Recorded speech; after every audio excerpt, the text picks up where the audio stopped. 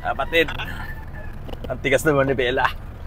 Mini Cooper, no? Ito yung tinatawag na Mr. Bean nung araw, yung napapanood natin na comedy, no? Itong Mini Cooper, Austin Rover, maganda naman, tingnan nyo. Marumi lang kasi matagal tong na-stock dahil nga hindi ako makakuha ng repair kit nung carburetor. So ngayon, okay na, naayos na namin, nakabili ako ng carburetor repair kit. Ito na, ginagamit ko na. Ito po, naka-aircon po ito. Saka ito po, automatic transmission. Ayan. Itong kagandahan dito sa Mini Cooper. I-road test ko lang. Ayan. Ito, nag-ship naman po siya ng maayos. Ayan, ito yan mga kapatid. Ano lang to, matagtag.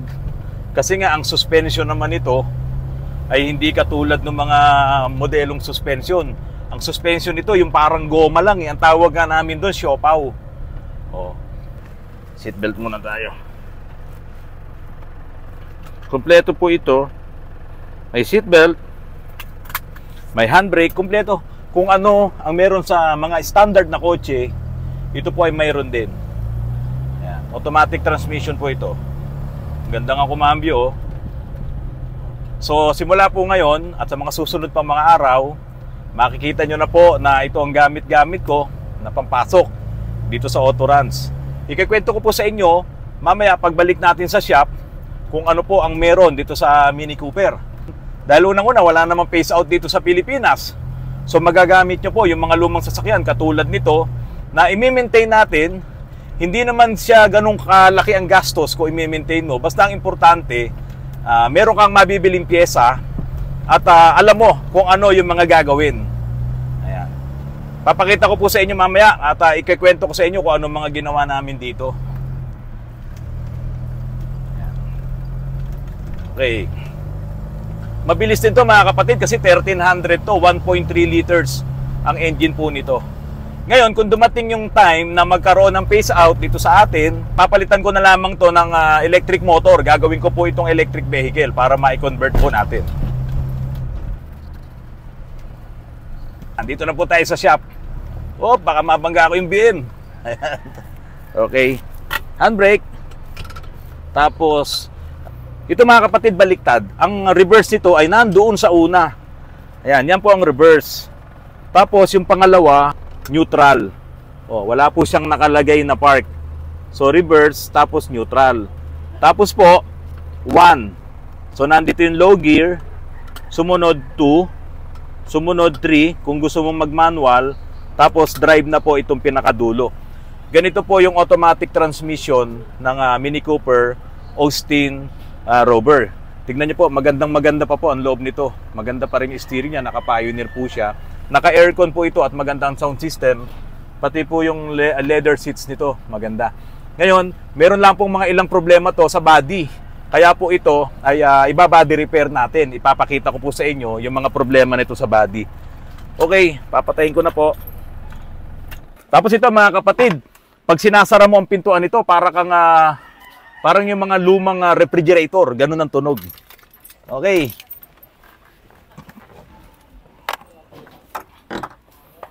Sara ko na.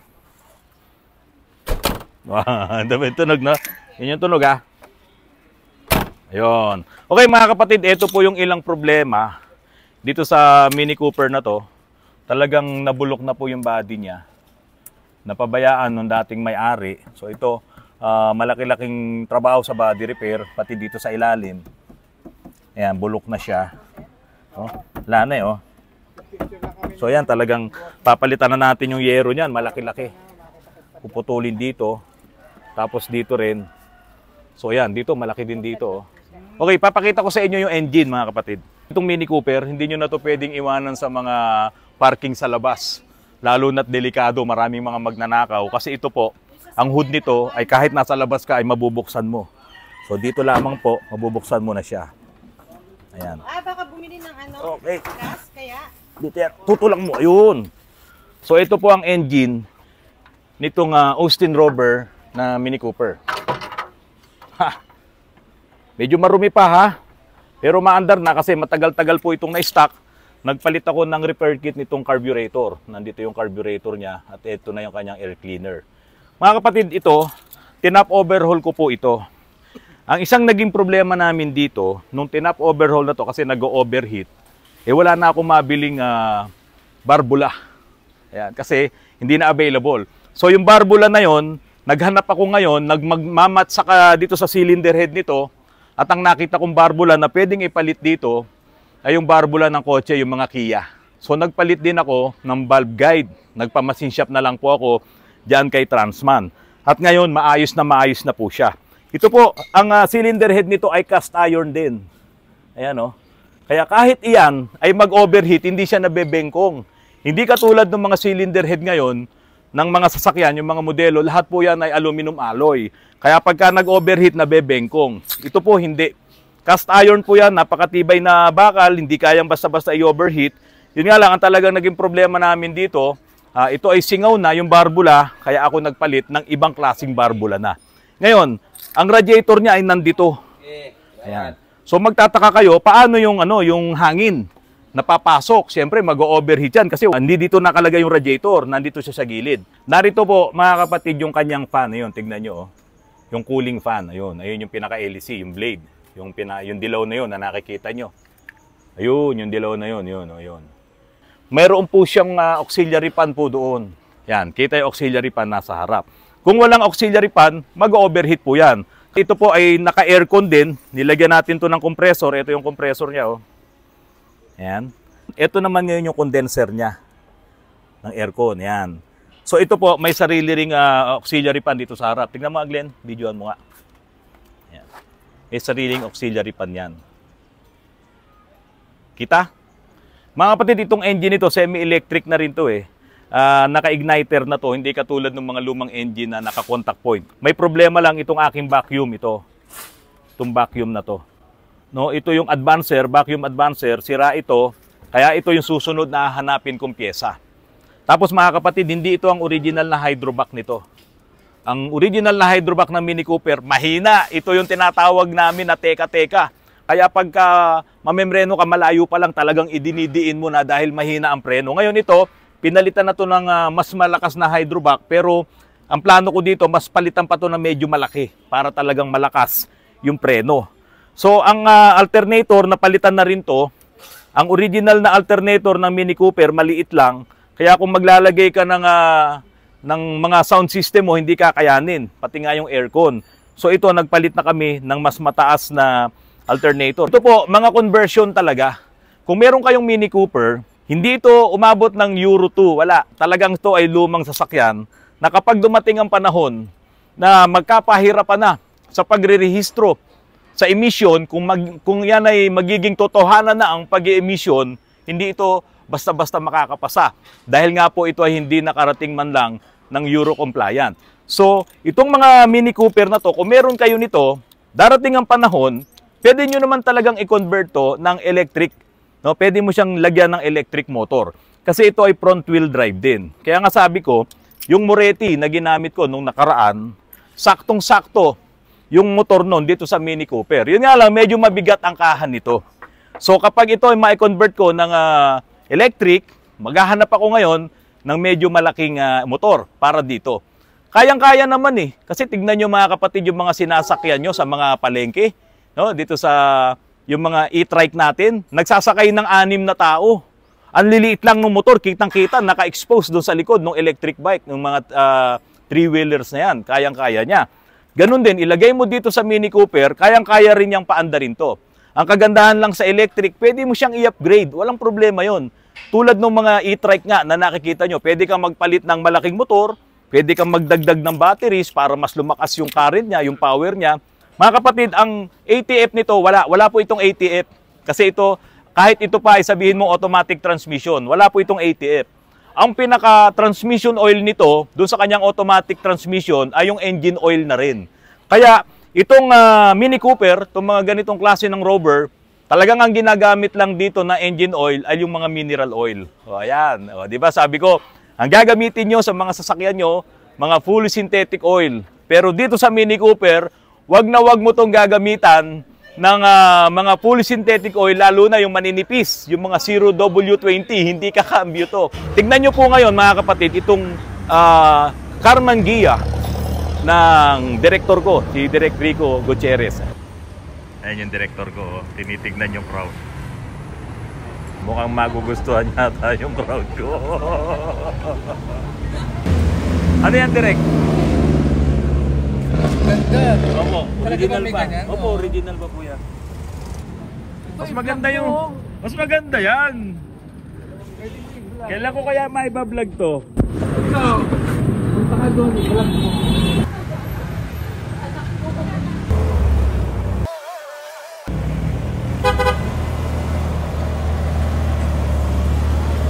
Magkakasama kami yan sa GMA at katabi nga po itong aking Toyota Crown. Yan, tingnan nyo. Mga luma po ang sasakyan ko. Kung maghihigpit talaga ang LTO, isa ako sa maghihinagpis. Di ba? Kasi wala tayong magagawa. Kung yung batas talaga ay i-implement na katulad ng dyan sa US, dyan sa Europe, at sa iba pang mga bansa, talagang marami ang magkakaproblema. Kaya nga noon, nung sinabi yung phase out na yan, ang sabi po nila, iyan ay anti-poor.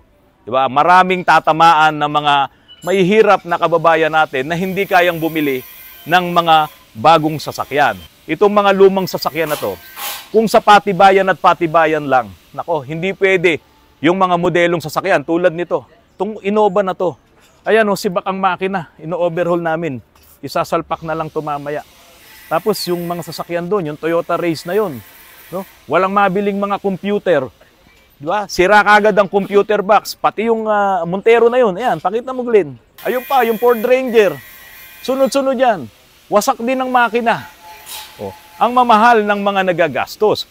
Kaya po, doon sa sinasabi ko sa inyo, na hybrid na yan, no? Kapag nasira ang engine yan, at nasira din yung electric, edi ang laki ng problema nyo. At saka tandaan nyo po, kung matutuloy itong paghihigpit ng batas natin pagdating dito sa emission law, pagdating dito sa environment protection, kasama ang hybrid sa ipe-phase out kung matutuloy. Diba? Kasama yan kasi nagbubuga pa rin yan ng carbon dioxide at yung mga hybrid na diesel, ganun din, nagbubuga pa rin yan ng particulate matters. Makakatipid kayo sa una, walang problema, masarap gamitin. Lahat ng tipid, malalasap nyo. Pero kapag yan ay nasira na, kapag yan ay naluma na, malaki ang problema nyo. Dahil kung halimbawa, nagka-problema ang internal combustion engine yan, talagang nasira, hindi mo na magagamit yan kahit naka-electric pa yan. Hindi mo yan magagamit. Nagagamit mo lang yung purpose niya kapag sabay na okay yan. Pero kapag isa dyan ay masira, hindi lang check engine ang lalabas sa'yo. Okay mga kapatid, tignan nyo po itong makina na to. Ito po ay GD engine nitong Innova. So ang ginawa ko na lang dito, inilagay ko na muna lahat dito, yung mga gamit. Ayan, para hindi siya magkahiwa-hiwalay. At ito, buo na halos yung engine. Ito yung kanyang catalytic converter. Napakadumi din. Siguro, mamaya ibabad mo na to doon. Para malinis na rin natin. Ngayon, dahil sa ito ay Euro 4 lang, hanggang dito lang siya sa catalytic converter. Wala siyang DPF at wala din siyang SCR. So, ito ay Euro 4 lang. Okay, mga kapatid, may nakikialam ng aking Mini Cooper. May nakikialam. Kung makikialam ka, eto yung susi, oh. Madam. Oh. Ingay, no? Parang rep. Ayan, may nakikialam. Oh. Ayan. Ang sarap din eh. Ang sarap din ng feeling. Yung mga sasakyan na hindi mo nagamit nung araw, ngayon magagamit mo. Sige, start. Huwag mo ilalagay sa dulo. Naka-reverse yun. Diyan ka lang sa neutral. Sige, start mo. Yun. Ayan na, mandar na.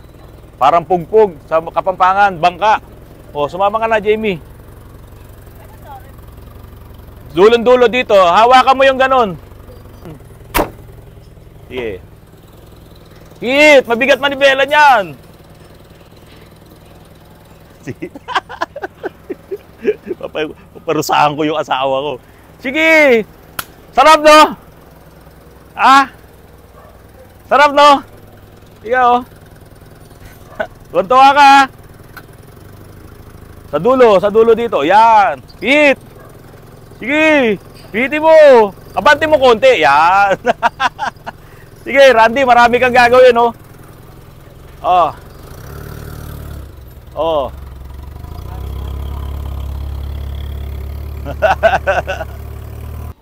Oh, kapatid, oh, sira, oh. Tingnan nyo, oh. Oh. Sira na talaga. Ang problema dito, Masyadong mareklamo yung may-ari nito. Sumasakit ang ulo ko. Bumili na kami ng bago, oh. Kasi nga, yung may-ari nito, masyadong mareklamo. Okay. Ito lang ang kagandahan ng mess shop. Itong Honda CR-V na to, 2008 model, ang sabi ng may-ari, sira ang transmission. Sabi niya, wala na akong perang pampagawa. Autorans, pwede bang bilhin mo na lang? Naku, nakita ni Boss Russell. Ayan, binili ni Boss Russell. Kaya ngayon, dami niyang pinapapalitan. Lahat na makita niyang problema. Kaya naman pala, ibinenta na rin ng may-ari. Biro mo, sira yung automatic transmission. Maingay, kumakalampag. Ayan, pinapalitan na lahat ni Boss Russell. Ang kagandahan lang, marunong tayong gumawa. Nirebuild namin ang transmission nito, umaandar na to ng maayos. Ngayon, palit ng mga suspension arm, lower suspension arm. At para maibalik natin sa dating ganda ng takbo, itong Honda CR-V po na ito. Naiporma na ni Engineer Tolitz to. Gumawa siya, nag-fabricate siya ng, ng pipe. Oh. Stainless to. Na-fabricate niya. Yung elbow, pinagtugtong-dugtong niya. Tapos dito na nga po ito mailalagay. Yung intercooler na to. Bali, ganyan na po ang magiging forma niya. Tapos nakakabit dun sa turbo. Tapos ito naman po yun nandito sa ilalim. Ayan. Kasama po ito. Ganun. So, ganito na po ang mangyayari dito. Ayan. Ganda naman tignan. Di ba? So, nalagyan natin ng intercooler. Itong crosswind ni Kuya Hubert Angko Pass. So, ayan. Siguro bukas. Tapos na to. Ayan. Dami na namin ginawa dito. Susunod dito yung stereo na. Pinipinturahan nung mag-ama to. So, si Ka Wilmer. Ha? Si Daniel. O, ayan. Pinipinturahan tong Nissan Navara D40. Nung dinala to, sinlaki lang to ni Glenn.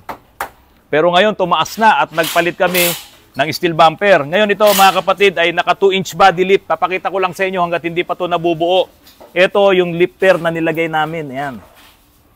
So, 2-inch body lift. Kasama yung dating, yung mga spacer. Ayan. Kaya itong Nissan Navara tumaas. So, yun yung ginawa namin dito. Bye-bye! Huwag ka nang babalik! Natuwa yung aking asawa. No? Masarap ang pakiramdam kapag ang asawa mo, napapaligaya mo kahit sa mga ganyang mga bagay lamang. Kaya yung mga lumang sasakyan nyo, may mga sentimental value, dali nyo sa mga shops na katulad namin na pwedeng buhayin pa yung mga sasakyan na yan at ibalik sa dating ganda at dating kisig at dating forma ng inyong mga sasakyan. Mga kapatid, magandang hapon po sa inyong lahat at maraming salamat sa inyong pagtangkilik sa Autorans.